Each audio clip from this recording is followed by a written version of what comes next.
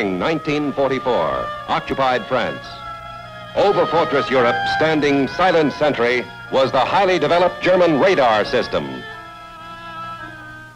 By June, 3 days before D-Day, enemy strength in Holland, Belgium, and France had been increased to 60 divisions.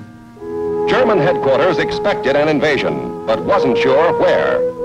Quite accidentally, the crack 352nd Wehrmacht Division was ordered on beach maneuvers to a sector in Normandy which the Allies secretly picked as Omaha Beach. The Atlantic Wall was being reinforced. Thinking the Allies intended to strike directly across the channel at its narrowest point, the enemy kept strong forces in the area and heavily fortified the Pas-de-Calais coastline. High German brass inspecting fortifications facing England ordered heavier defenses. Ever alert and expecting to drive the invaders back into the sea, the enemy hoped his fortress was impregnable. June 5th, London. The waking metropolis didn't know General Eisenhower had given us the final decision. The invasion of France would start this night. All southern England was a military camp. For days, our troops had been boarding invasion transports. If ever there was a German bomber's paradise, it was a harbor like Portsmouth. What sitting ducks we could have been. But our air forces had cleared the way for invasion.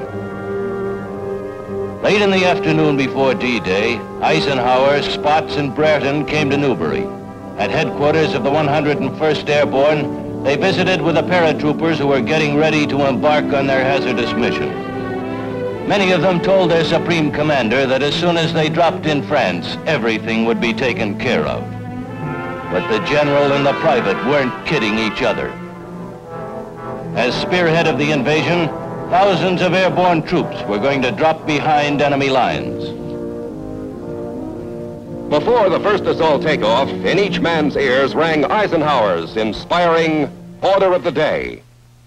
Soldiers, sailors, and airmen of the Allied Expeditionary Force, you are about to embark upon the great crusade toward which we have striven these many months. The eyes of the world are upon you. Your task will not be an easy one. Your enemy is well-trained, well-equipped, and battle-hardened. He will fight savagely. But this is the year 1944. The United Nations have inflicted upon the Germans great defeats. Our air offensive has seriously reduced their strength in the air and their capacity to wage war on the ground. The tide has turned. I have full confidence in your courage, devotion to duty, and skill in battle. We will accept nothing less than full victory.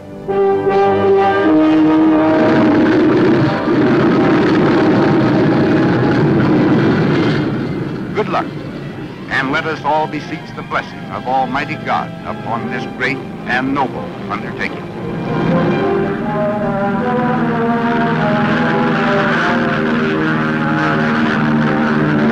This was really it. Here we were, the 9th Troop Carriers vaulting the channel, the vanguard of the Second Front, 1 British and 2 American divisions. Our mission, to drop them behind German fortifications to flank and secure the invasion zone. Tough young men making history, which some of them would never get a chance to read.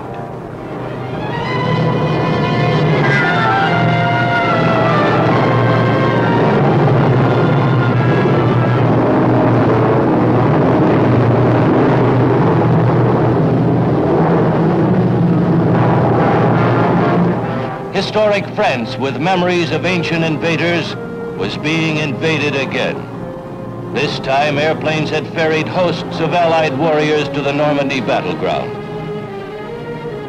The element of surprise was effective as airborne troops, some led by General Matthew Ridgway, dropped in the appointed areas behind the proposed landing beaches.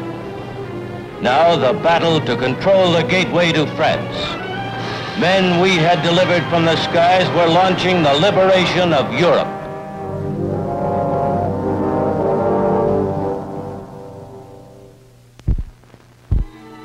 All this time, hundreds of troop-laden invasion craft were leaving England. June saw the highest winds and roughest seas experienced in the English Channel for 20 years. D-Day was no picnic.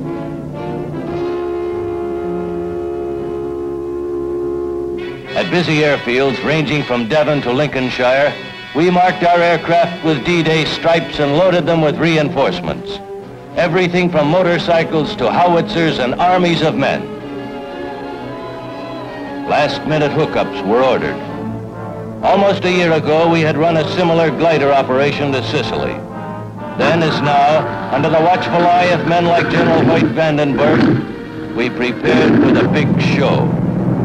The plan, after a night drop, now called for reinforcements.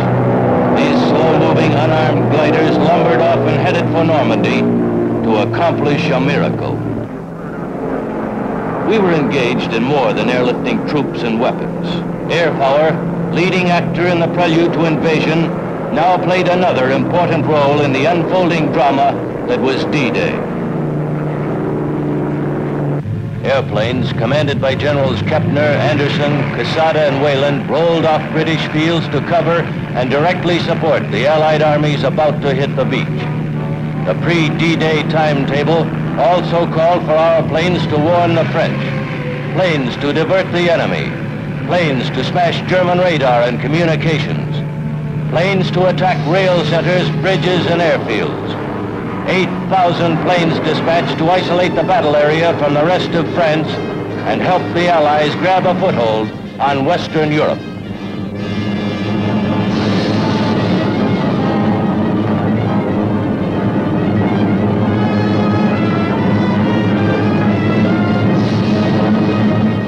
As we left England, all of us felt the high drama of armies of men joined in the historic flight across the Channel.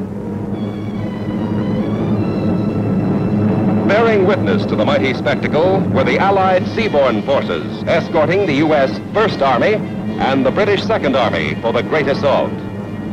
The invasion schedule now called for a tremendous naval overture.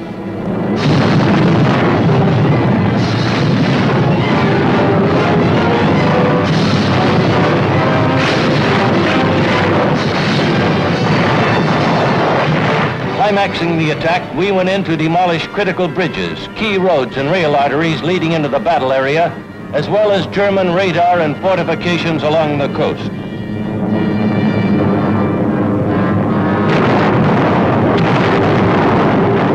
By D-Day, 74 tunnels and bridges leading to Normandy were put out of business.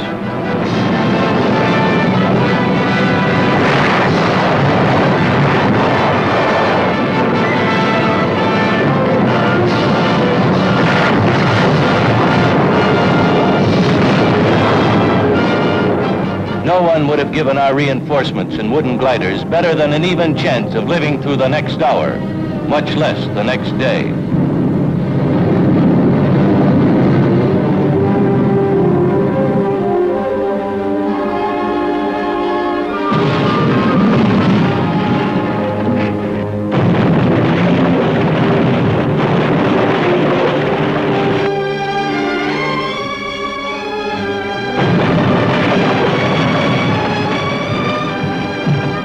They were wrong. We had a lot in our favor.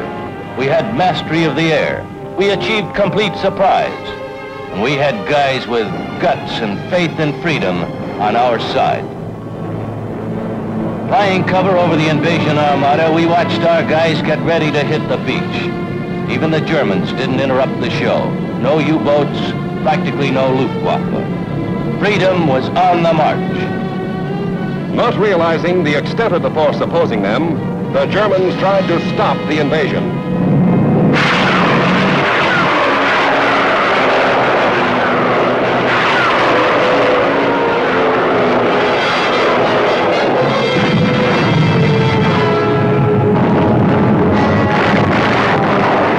General Ike had promised his assault troops, if you see any airplanes, don't worry, they'll be ours. He was right. We were there with a vengeance.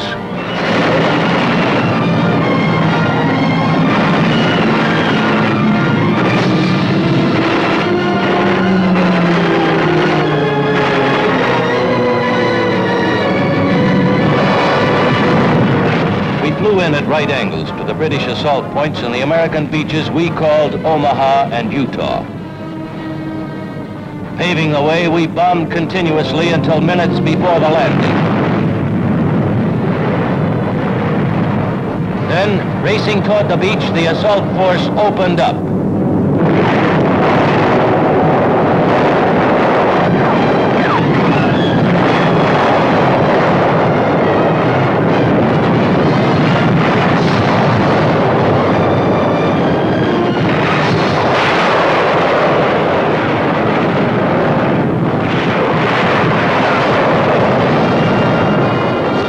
Hour, and waves of free men hit the beach. Normandy, from the Cherbourg Peninsula, eastward to the mouth of the Seine, shook with a tremendous roar of battle.